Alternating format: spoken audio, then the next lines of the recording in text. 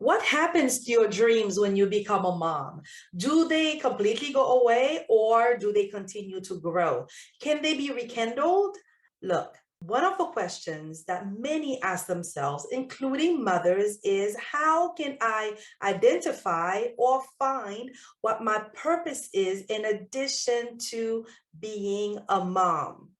There is no doubt that there is a lot of joy in raising kids, but don't forget about you as you serve and love on your family. Today, I want to share with you 3 practical tips that you can apply in order to find what your purpose is as a mom. Let's dive in.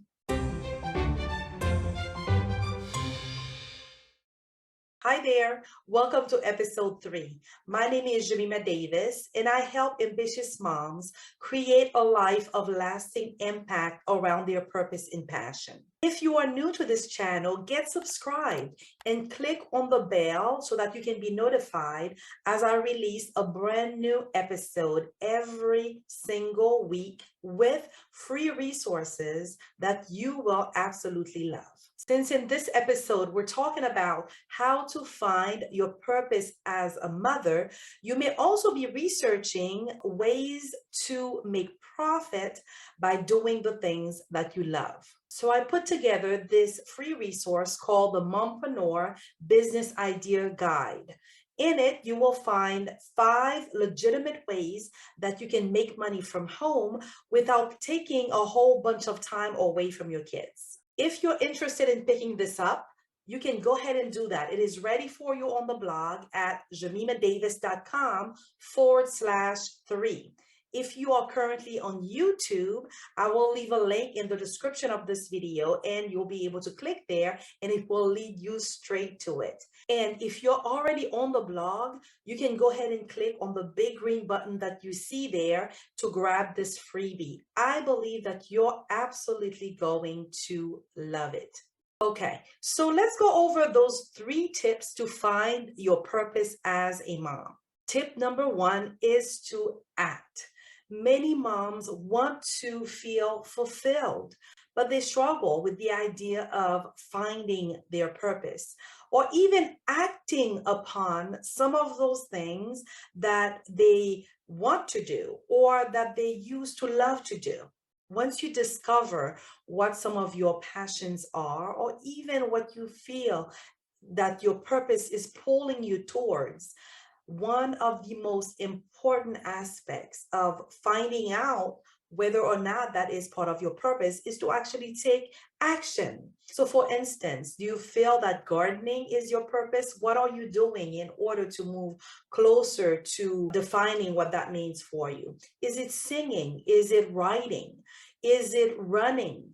Right? What are some of those things that you can begin to do today in order to find out whether or not your purpose is within, right, what it is that you are thinking about? It's important to do that because a lot of times we want to fulfill that passion, but passion doesn't just come, unfortunately. It does require for us to act and take some defining steps in order to move closer to what we believe that that passion or purpose is for us and what it means to us individually. Sometimes that may mean that you have to find a hobby, right, that can create a little bit of fun and adventure in discovering what that passion means to you that may lead to your purpose. Tip number 2 is to love your stage in life. So many times, so often, we are always looking for what's next. And we're not really living in the moment and creating space in order to think about what that moment is. How can we make the best of the present? How can we embrace the moment that we are living right now?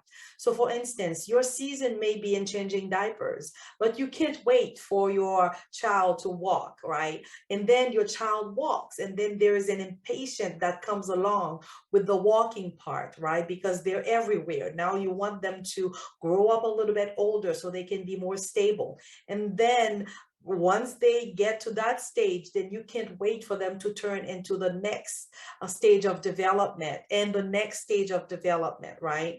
Life is not just about what's coming, but it's also about living in the moment. So enjoy the present, live in it, remain grateful, right? Think positively and stop the comparison game, okay? Because no two purposes are the same.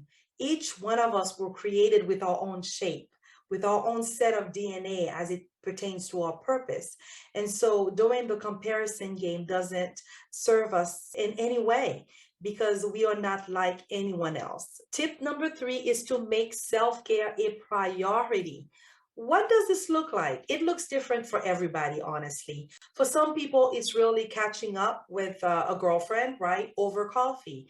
It could be that you schedule that you go walking with another mom in the morning or by yourself with the stroller, right? But it really involves you blocking and scheduling the time for you to have that break, for you to get enough rest, for you to get enough sleep, for you to drink enough water, for you to be able to know that you are taking in the right vitamins, right, and nutrients into your body, for you to know that you can sit in silence and just think without having to be on the move all of the time. And another aspect of self-care is to also schedule those things that you may do that makes you feel wonderful about yourself, right? And it's different for everybody, whether it's a bubble bath or whether it's sitting down and reading, whether it's praying or sitting down and meditating, looking inwardly, right? In silence, right? Or maybe it is going out and taking a great Zumba class where your body is moving and you're feeling amazing. And then another aspect of self-care is to also stay connected with friends.